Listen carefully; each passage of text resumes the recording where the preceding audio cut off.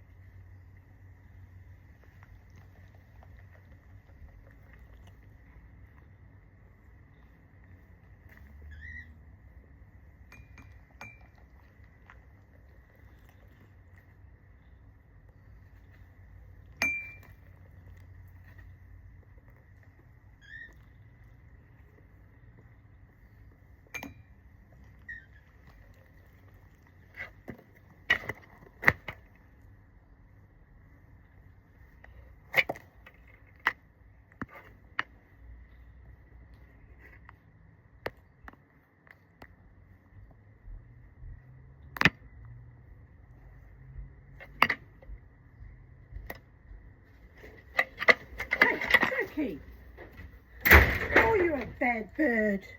You really are a bad bird. Well, you had a visit from BB, Bastard Buzzard. Oh, he's a bad bird, but mischievous and curious. Anyway, I'm back with a hat, and I even freshened up my lipstick for you, so I just feel weird and uncomfortable. I might tie it back with pegs. I just don't want it all on my face, you know. How can I do it? How can I tie it back, people of Earth? Well, anyway, it's that or get skin cancer. It came up in my memories on Facebook, having to go and have huge chunks excised from my flesh, and the horror, the systemic abuse that came with it. It's just all horrible, horrible, horrible, horrible. Of course, they don't see it as systemic abuse, insisting we had to wear our masks. It was the height of COVID, and slashing at my flesh without proper anaesthetic, and the sadism that went on. I want to vomit my mouth when I think about that memory. I'm overdue for another skin check, and I'm avoiding it because they all want to charge a lot of money for it now. Jesus.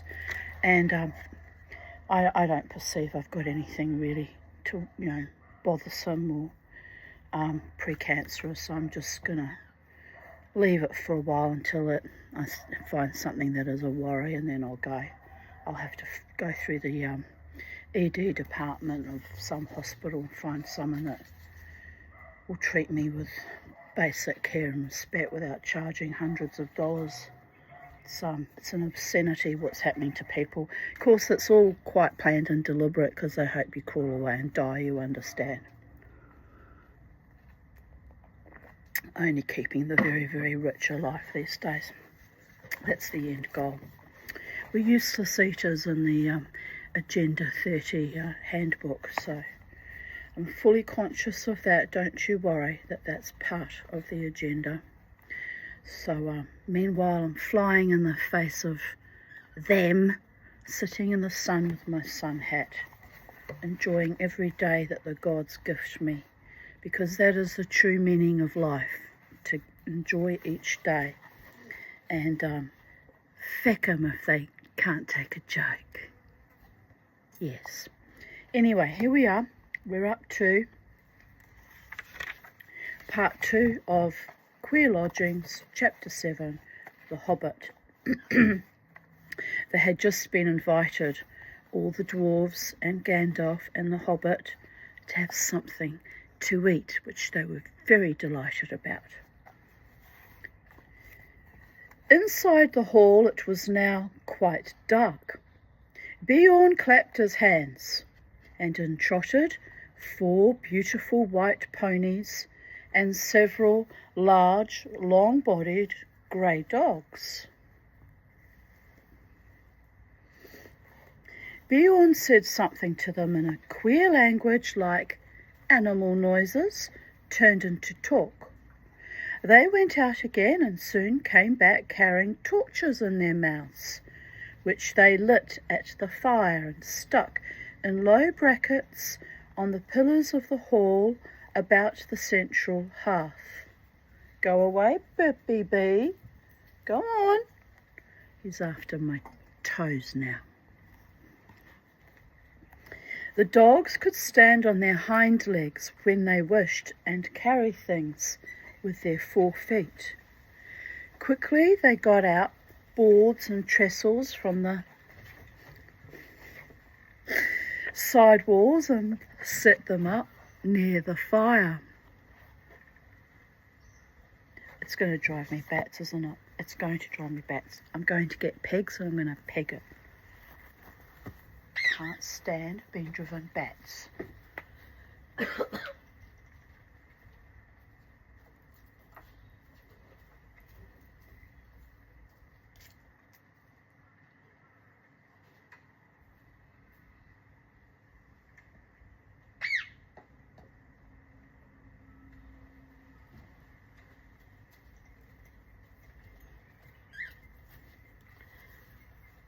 Right.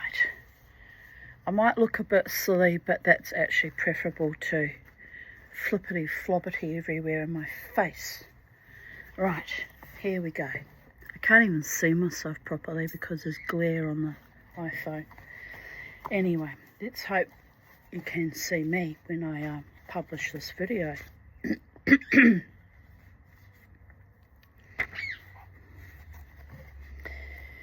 So where were we? Oh yes, the dogs on hind legs. Quickly they got out boards and trestles from the side walls and set them up near the fire.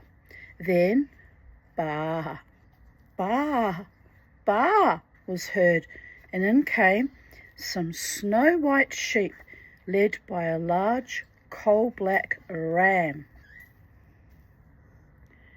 That turkey's going to send me into a state. He's walking away now that I'm eyeballing him. Oh, he's a rascal. I mean, he's a delightful rascal, but he is still a rascal. One bore a white cloth embroidered at the edges with figures of animals. Others bore on their broad backs trays with bowls and platters and knives and wooden spoons, which the dogs took and quickly laid on the trestle tables. These were very low enough even for Bilbo to sit at comfortably. Beside them, a pony pushed two low-seated benches with wide rush bottoms and little short thick legs for Gandalf and Thorin, while at the far end he put Beorn's big black chair of the same sort, in which he sat with his great legs stuck far out under the table. These were all the chairs he had in his hall, and he probably had them low like the tables for the convenience of the wonderful animals that waited on him. What did the rest sit on? They were not forgotten. The other ponies came in rolling round drum-shaped sections of logs, smoothed and polished, and low enough even for Bilbo.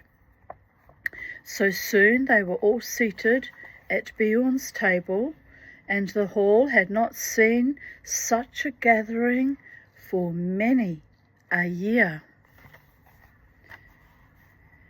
There they had a supper, or a dinner, such as they had not had since they left the last homely house in the west and said goodbye to Elrond. The light of the torches were two tall red beeswax candles. All the time they ate, Beorn in his deep, rolling voice told tales of the wildlands on this side of the mountains, and especially of the dark and dangerous wood that lay outstretched far to north and south, a day's ride before them. Barring their way to the east, the terrible forest of Mirkwood. The dwarves listened and shook their beards, for they knew that they must soon venture into that forest, and that, after the mountains, it was the worst of the perils they had to pass before they came to the dragon's stronghold. When dinner was over, they began to tell tales of their own, but Beorn seemed to be growing drowsy and paid little heed to them. They spoke most of gold and silver and jewels, and the making of things by smithcraft, and Beorn did not appear to care for such things. There were no things of gold or silver in his hall, and few save the knives were made of metal at all. They sat long at the table with their wooden drinking bowls filled with mead.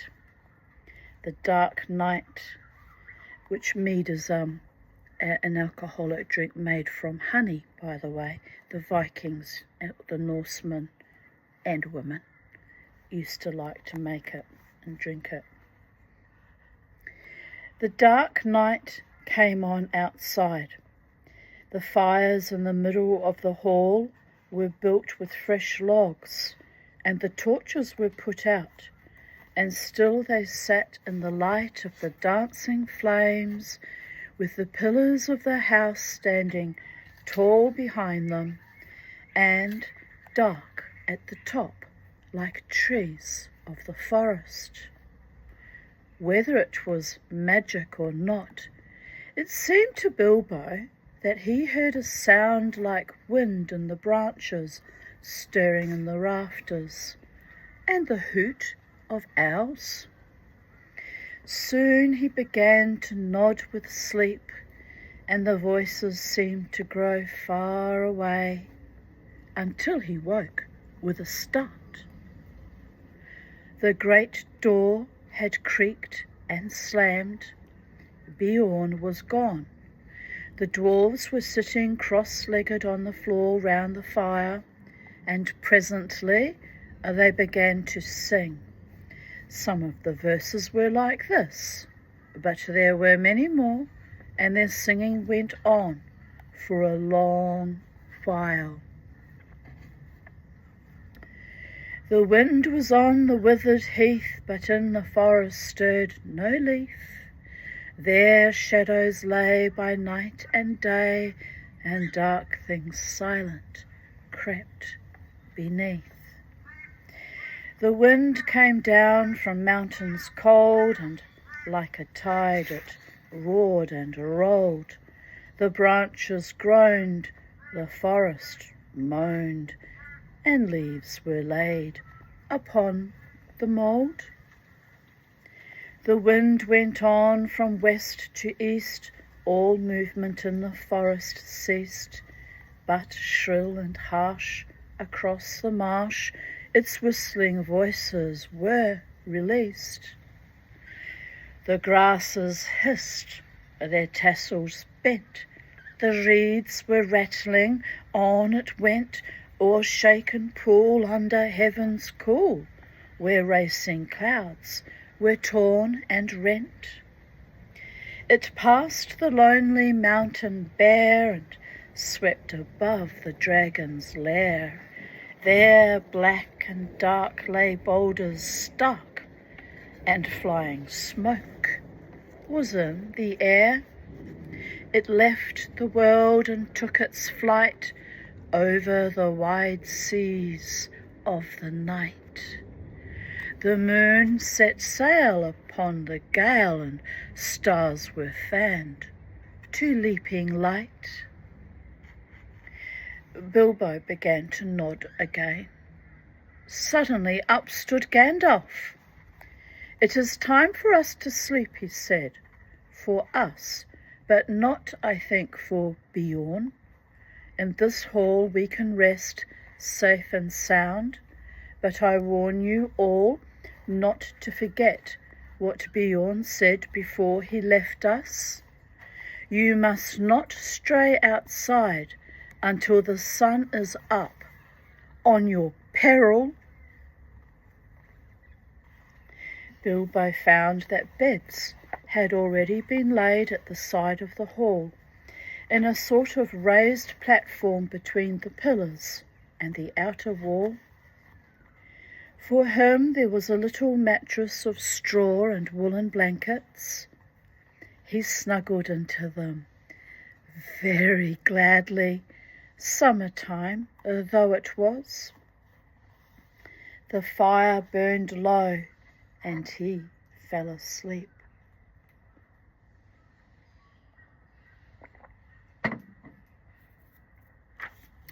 Yet in the night he woke. The fire had now sunk to a few embers. The dwarves and Gandalf were all asleep, to judge by their breathing. A splash of white on the floor came from the high moon, which was peering down through the smoke hole in the roof. There was a growling sound outside, and a noise as of some great animal scuffling at the door. Bilbo wondered what it was, and whether it could be Beorn in enchanted shape, and if he would come in as a bear and kill them. He dived under the blankets and hid his head and fell asleep again, at last, in spite of his fears. It was full morning when he awoke. One of the dwarves had fallen over him in the shadows where he lay, and had rolled down with a bump from the platform on the floor. It was Beaufort, and he was grumbling about it when Bilbo opened his eyes. "Get up, lazy bones," he said, "or there will be no breakfast left for you." Up jumped Bilbo. "Breakfast!" he cried. "Where is breakfast?" "Mostly inside us," answered the other dwarfs, who were moving about the hall. "But what is left is out on the veranda. We have been about looking for Beorn ever since the sun got up, but there is no sign of him anywhere, though we found breakfast laid as soon as we went out." "Where is Gandalf?" asked Bilbo, moving off to find something to eat as quick as he could. "Oh, out and about somewhere," they told him. But he saw no sign of the wizard all that day until the evening. Just before sunset, he walked into the hall where the hobbit and the dwarves were having supper, waited on by Beorn's wonderful animals as they had been all day. Of Beorn they had seen and heard nothing since the night before, and they were getting puzzled. "Where is our host, and where have you been all day yourself?" they all cried. "One question at a time, and none till after supper. I haven't had a bite since breakfast." At last, Gandalf pushed away his plate and jug. He had eaten 2 whole loaves with masses of butter and honey and clotted cream, and drunk at least a quart of mead, and he took out his pipe. "I will answer the second question first," he said, "but bless me, this is a splendid place for smoke rings." Indeed, for a long time they could get nothing more out of him. He was so busy sending smoke rings, dodging around the pillars of the hall, changing them into all sorts of different shapes and colours, and setting them at last chasing one another out of the hole in the roof. They must have looked very queer from outside, popping out into the air one after another, green, blue, red, silver grey, yellow, white, big ones, little ones dodging through big ones, and joining into figure eights and going off like a flock of birds into the distance. "What you doing, birdie boys? You're in the shade now, Mama's in the sun. Want to swap?" "Yay," they said. "We'll swap, Mama." "I can't, I'm reading now." It's actually quite warm, so they're fine in the shade. "I have been picking out bear tracks," he said at last. "There must have been a regular bears' meeting outside here last night.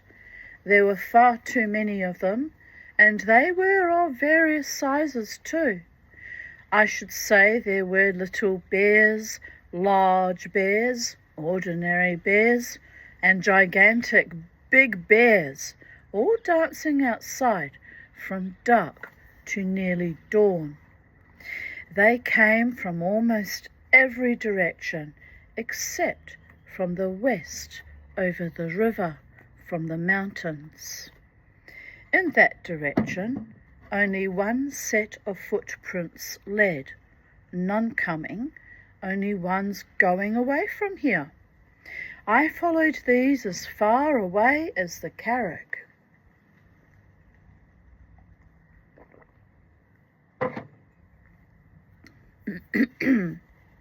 There they disappeared into the river, but the water was too deep and strong beyond the rock for me to cross.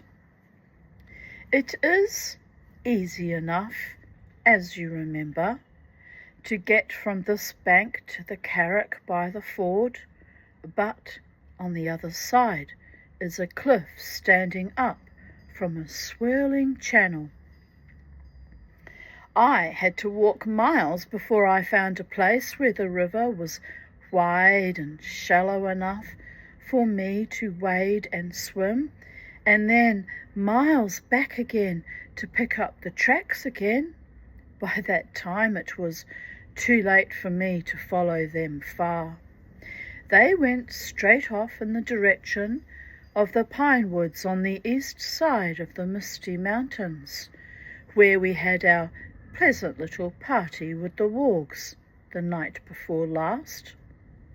And now I think I have answered your first question too, ended Gandalf, and he sat a long while silent.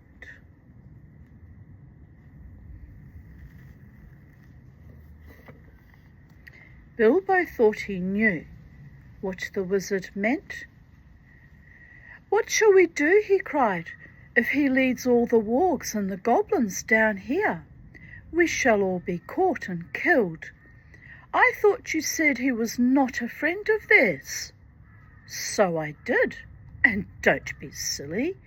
You had better go to bed. Your wits are sleepy."